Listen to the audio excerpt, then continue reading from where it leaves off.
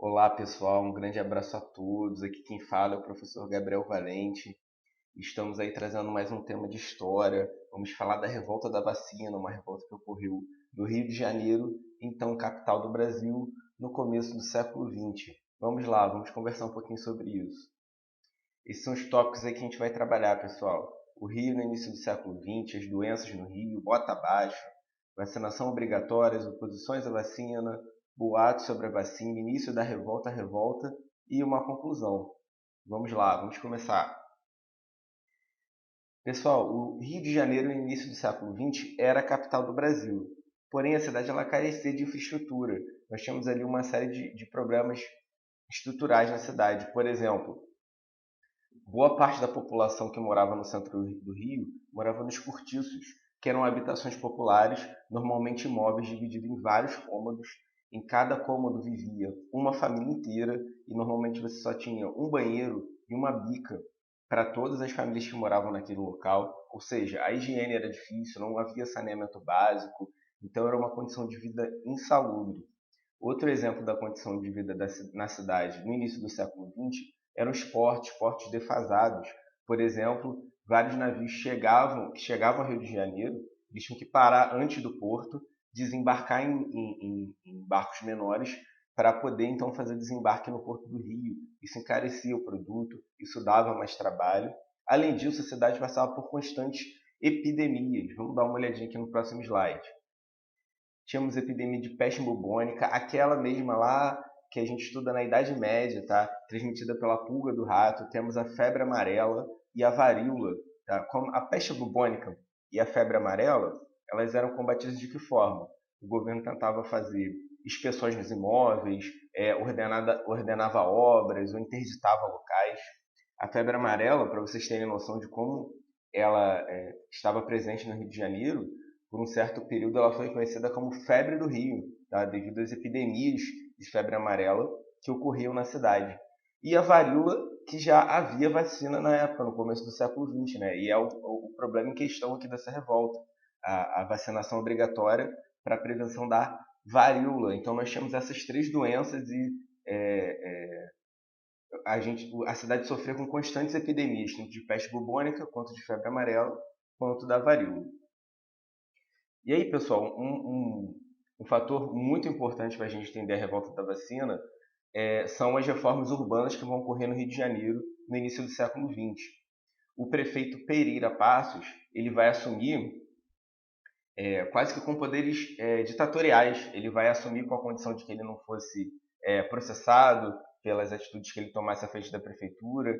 Enfim, uma série de condições. O Oswaldo Cruz vai assumir a parte da reforma sanitária, né? E o Pereira Passos, que era prefeito, ele vai tocar a reforma urbana. Então, em 1903, a gente já tem o início da reforma urbana no centro do Rio. Então, eram abertura de vias, demolições de cortiços, de várias habitações populares. E a questão não houve nenhum diálogo e nenhum plano para você poder realocar essa população nesse processo aí de demolições, de desapropriações. E isso vai causar muitos problemas para a população mais pobre que vivia no Rio e vai começar a deixar a população aí bem incomodada com as atitudes do governo. Isso já vai ser um dos combustíveis lá para a vacinação obrigatória de 1904. Para vocês terem noção, eu trouxe aqui uns números. Ó. Em setembro de 1904 já tinham sido demolidos 640 edifícios no centro do Rio. E, até o segundo semestre, as brigadas sanitárias fizeram 110 mil visitas domiciliares, mais de 12 mil intimações e 626 interdições. E essas visitas, essas intimações, interdições, normalmente elas aconteciam nos locais de habitações de pessoas mais pobres. Então essas atitudes do governo começaram a impactar diretamente na vida da população mais pobre. Tá? Milhares de pessoas vão ficar desabrigadas, muitas vão para regiões periféricas da cidade, outras vão acabar indo para os morros no centro do Rio, e a gente também tem nesse processo aí o início de algumas favelas lá no centro da cidade. E aí, pessoal, vamos lá, sobre a vacinação obrigatória. No período imperial, já havia ocorrido tentativas de se implantar processo de vacinação, tentativas de vacinação para determinadas doenças, enfim. Mas no início do século XX é que nós temos aprovado aí, por maioria, no final de outubro a lei da vacinação obrigatória contra a varíola. Em 31 de outubro ela se tornou lei, ou seja, ficou oficial aí a vacinação obrigatória. E aí vão começar alguns problemas. Na verdade, a discussão sobre a vacina já vinha ocorrendo. Então a gente tinha oposição à vacina por muitos políticos ligados ao positivismo, jornais como Correio da Manhã, Comércio do Brasil, e essa discussão girava em torno do direito individual, né? Se o governo poderia obrigar as pessoas a tomarem a vacina, as pessoas que não queriam. Então essa discussão girava em torno disso. E nós tínhamos também um grupo, os positivistas ortodoxos do apostolado. Vejam só, eles eram contrários à vacinação por quê? Eles interpretavam as ideias do Augusto Comte como contrárias à microbiologia e eles não aceitavam a intromissão do governo na saúde pública. Para eles, a saúde deveria ser reservada ao poder espiritual, enquanto o governo seria o poder material, né? E criticavam o monopólio exercido pelos médicos na saúde pública e privada. Então havia diversos grupos de oposição à vacina. E aí junta-se a isso os boatos sobre a vacina, né? Que a vacina causava convulsões, gangrenas, difteria, sífilis, meningite, tuberculose. Havia boatos que se a pessoa tomasse a vacina ela adquiria feições de vaca, que a vacina tinha componentes de rato, enfim, uma série de boatos que assustavam a população. Além disso, a vacinação seria dada no braço, né? Havia também a questão das mulheres exporem seus braços e para os oficiais de saúde e o medo com que o governo ia implementar essa vacinação obrigatória, né? Já que a população já veio de um processo aí de autoritarismo do Estado em relação a demolições de cortiço, expulsão das pessoas das suas casas. Muitas vezes a pessoa saía para trabalhar e voltava, quando voltava para casa à noite, ela tinha uma intimação do governo que ela deveria deixar o local que ela morava, que o local ia ser demolido. Enfim, então toda essa forma como a população mais pobre vinha sendo tratada pelo governo vai acabar impactando também nesse medo sobre como essa vacina ia ser aplicada. Os oficiais de saúde podiam entrar junto com forças policiais, obrigar as pessoas, enfim, como isso ia ser feito. Isso tudo também causava um grande temor.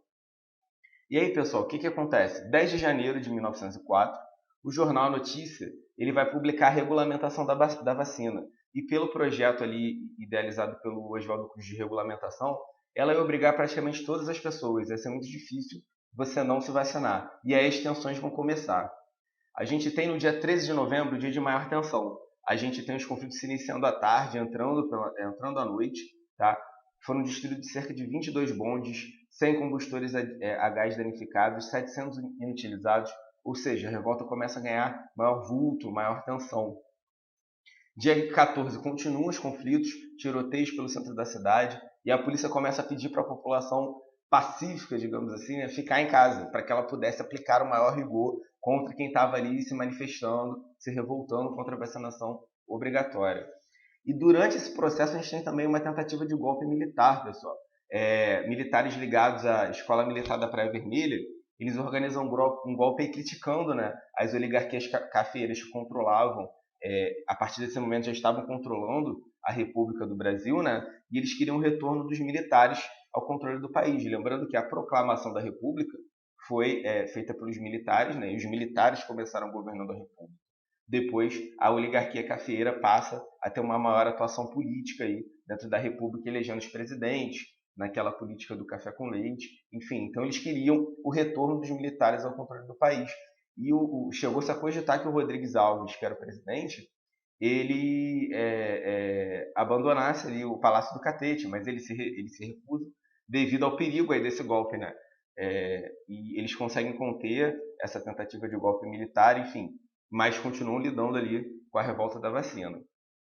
E aí, pessoal, dia 15 de novembro, o desfile militar foi cancelado e os conflitos vão continuando durante o dia. A gente tem registro também, além do centro da cidade, no Meire, Engenho de Dentro, Encantado, Andaraí, Laranjeiras, enfim. Dia 16, o governo decreta estado de sítio na capital. E aí, pessoal, a revolta começa a partir do dia 16 a ser contida. O Porto Arthur, que era um dos principais redutos de resistência ao governo, ficava ali entre a Praça da Harmonia e a Rua Gamboa, ele começa a ser desmontado.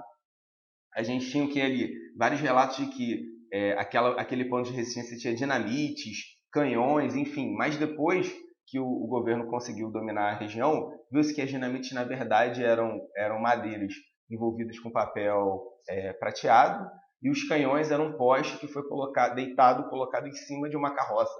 Então você tinha ali as duas rodas, o tubo, mas era na verdade um poste, não era um canhão, tá? E aí, pessoal, 18 de novembro a cidade praticamente volta à normalidade. A gente tem o registro de um tiroteio no Catete e a revolta foi aí se diluindo, foi diminuindo. Então, pessoal, para fechar, a vacinação obrigatória ela foi revogada.